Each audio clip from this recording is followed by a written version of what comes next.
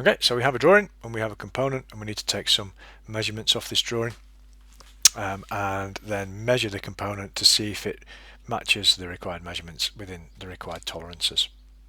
So if you go and have a look at this drawing, there are several different things to check. Lots of linear dimensions that are 46 millimeters, 40 millimeters without a 0.0 or any sort of tolerance on the end. So the thing that to look at when you see things like that on a drawing on a dimension is the drawing border. Down here you'll see that the tolerance, the general tolerance for anything that hasn't got its own tolerance is 0.25 millimeters. Now, best case scenario, when you're measuring things, you want your measuring instrument to have a precision that is at least 10 times less or than the tolerance that you're measuring.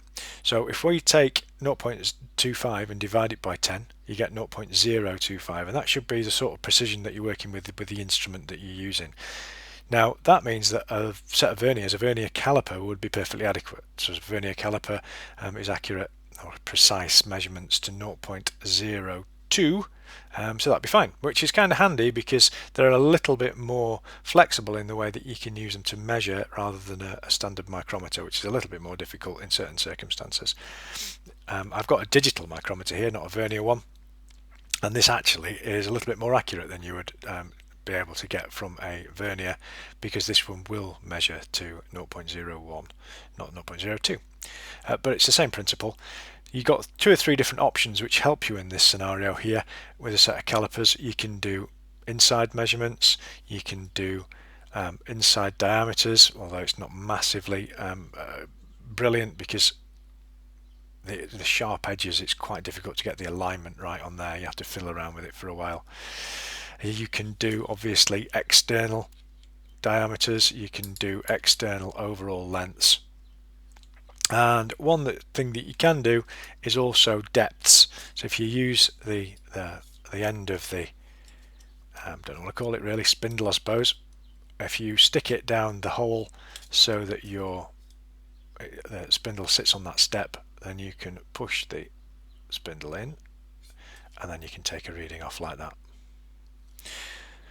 So there's 3 or 4 different ways that you can actually use one of these to measure things, whereas with a micrometer you are a little bit restricted.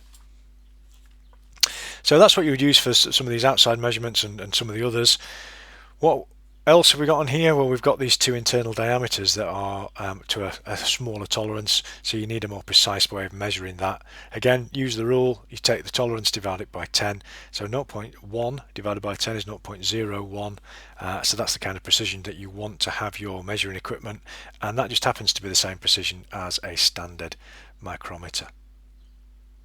So the only trouble is they're internal diameters, so unless you've got an internal micrometer, it's going to be slightly difficult. What you would really want to use is an internal micrometer for this, but we haven't got one, so we're stuck with a standard mic.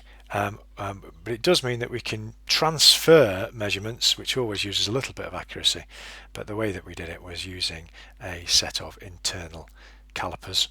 So you can set your internal calipers on the spring calipers just to the size of that internal diameter, carefully, just making sure that as you move it around it's right when there's no side to side movement and there's no up and down movement, and when you take it out it doesn't spring back, and then you can very carefully measure that using your micrometer. Not ideal in this situation, but it's what we have to hand, and so that's what we're going to have to use.